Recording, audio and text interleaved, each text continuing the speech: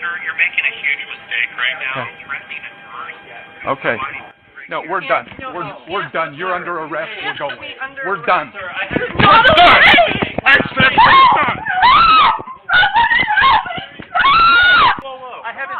Okay, she can sit in my car while we're coming. This is unnecessary, man. You're right. This is my department, and this is completely unnecessary. I'm leaving now with her.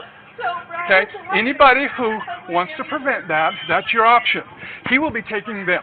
Please, sir, you're hurting me. Then walk. No, I have no reason to walk. Have a seat. What is going on? Hi, sir. Hi. Would you like to speak to this young lady? Well, I need to talk to you first, and then I'll talk to her. Okay. So what's the They're deal? arresting her for obstruction. She's called people. They say no, she will not take me up there. She absolutely will not. Thank you. I have our privacy officer on the phone. They're busy. Give me a second. Okay, let me chat with her for a moment. Yeah. We're breaking the law. If we're doing wrong, Call okay? Tom Miller or somebody. Listen to me. If we're doing wrong, there are civil remedies. What I'm telling you is we are not making mistakes.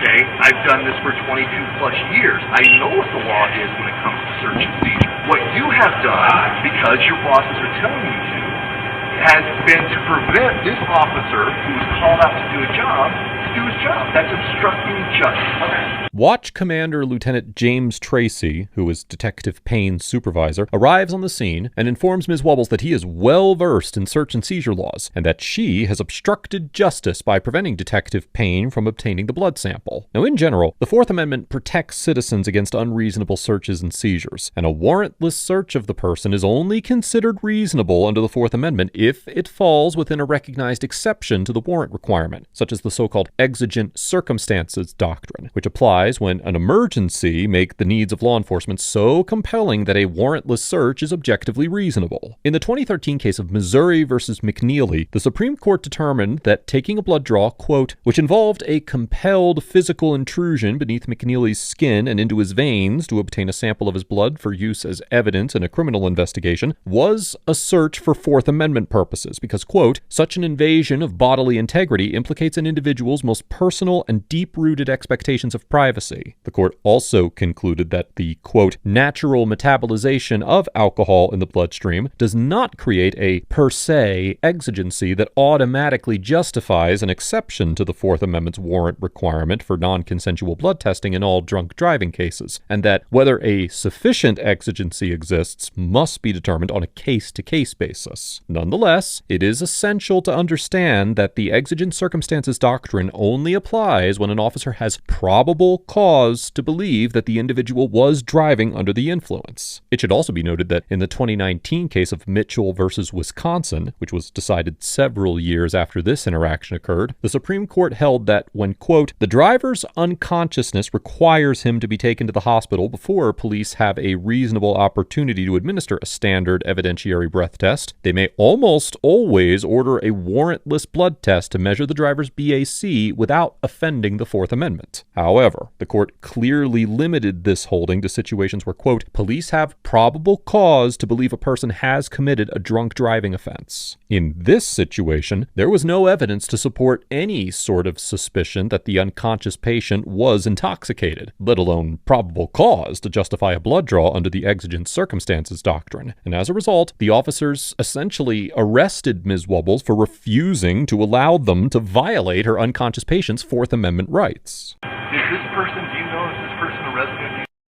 that we're trying to get blood from? I have no idea. I don't even know who he Another is. problem, okay? So why are you involved in this? Because you don't have anything to do with it. Because I'm the charge nurse in the unit that he was admitted. My job is to help understand what we're supposed to do and how. You're not trying to understand. You're trying to tell us no.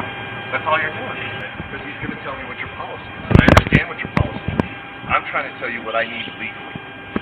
Okay, and your policy right now is contravening what I need legally.